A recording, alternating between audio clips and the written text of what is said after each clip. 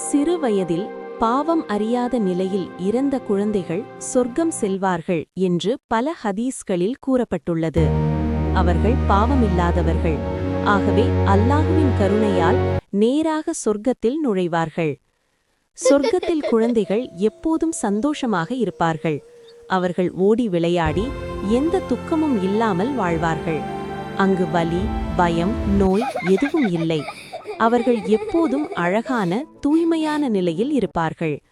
அவர்களின் முகம் ஒளிவிடும், மனம் அமைதியாக இருக்கும். அவர்கள் விரும்பியதை பெறுவார்கள். சுவையான பழங்கள், அழகான தோட்டங்கள், நதிகள். அல்லாஹ் கொடுக்கும் எல்லா நிஅமத்துகளையும் அனுபவிப்பார்கள் குழந்தைகள். சொர்க்கத்தின் கதவிலே நின்று என் அம்மா அல்லது அப்பா வராமல் நான் உள்ளே போக மாட்டேன் என்று கூறுவார்கள். அவர்கள் தங்கள் பெற்றோர்களை சொர்க்கத்துக்கு அழைத்துச் செல்ல ஷஃபாஅத், பரிந்துரை செய்வார்கள்.